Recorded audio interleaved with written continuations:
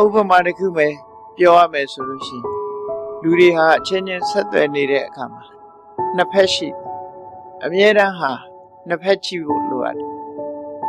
ဆရာဝန်နဲ့လူနာဆိုလို့ရှိရင်လည်းဆရာဝန်ရဲ့စိတ်နေသဘောထားလူနာရဲ့စိတ်နေသဘောထားချင်းကွဲပြားခြားနာတယ်လူနာတွေဟာဆရာဝန်နဲ့လာရောက်တွေ့ဆုံပြီးဆိုတဲ့အချိန်မှာဘယ်လိုစိတ်ခံစားနေကြသလဲဆရာဝန်ကစဉ်းစားကြည့်ဆရာဝန်ဘက်ကလူနာရဲ့စိတ်နေသဘောထားကိုစဉ်းစားကြည့်မယ်ဆိုလူနာဟာတောကဖြစ်လာတယ်တောကဖြစ်လာပြီးတော့တရားမှာကြောက်ရွံ့ပြီးတော့ယောဂဝေဒနာတွေအတွက်စိတ်အားငယ်ပြီးတော့ရောက်လာတာဒါလူနာရဲ့ခံစားချက်အဲ့ဒီစေကုသပေးမဲ့ဆရာဝန်ကလူနာရဲ့ခံစားချက်ကိုနားလည်လိုက်တဲ့ဆိုရင်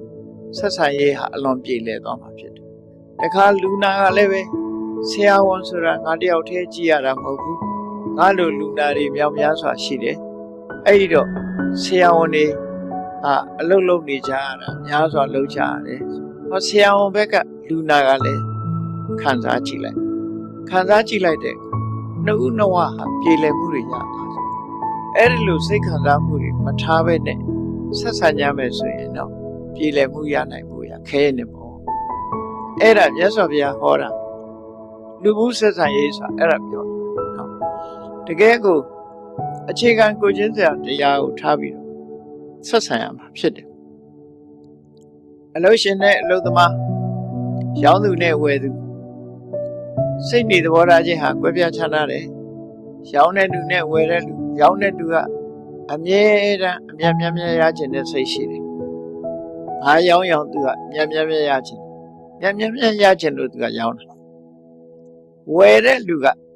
ဈေးချိုနဲ့ပစ္စည်းကောင်းကောင်းရခြင်းနဲ့ဒါဝယ်တဲ့လူဘက်ကခံစားတယ်။အဲ့ဒီနှစ်ခုကိုနှစ်ဦးလုံးကနားလဲတယ်။ရောင်းတဲ့လူကလည်းဝယ်တဲ့လူရဲ့စိတ်ဆန္ဒကိုနားလဲတယ်။ဝယ်တဲ့လူကလည်းရောင်းတဲ့ပုဂ္ဂိုလ်ရဲ့စိတ်ဆန္ဒကိုနားလဲတယ်ဟောနှစ်ဦးတော့အပြန်လန်နားလည်ထားသည့်အတွက်ကြောင့်အခြေလဲဆွေးနွေးပြီးတော့အယောင်းဝယ်ဖြစ်သွားတယ်ဆိုရင်ဟောမိတ်ဖြစ်ဆွေဖြစ်မတ္တမကောင်းထို့တူပဲအလုရှင်နဲ့အလုသမားအလုရှင်တွေဟာအလုသမားတွေကိုကြည့်ပြီးတော့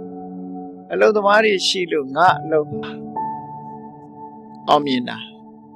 ငါအလုပ်ကိုအောင်မြင်အောင်လုပ်နိုင်တာအလုပ်သမားတွေရဲ့ကြိုးစားမှုပဲလို့အလုပ်သမားတွေကိုကျေးဇူးတင်တခါအလုပ်သမားတွေကလည်းအလုပ်ရှင်ကငွေကြေးရင်းပြီးတော့ဒီအလုပ်တွေထားလို့ငါတို့ဟာနေ့စဉ်နဲ့အမျှစားဝတ်နေရေးတွေအဆင်ပြေပြီးတော့အလုပ်ရှင်က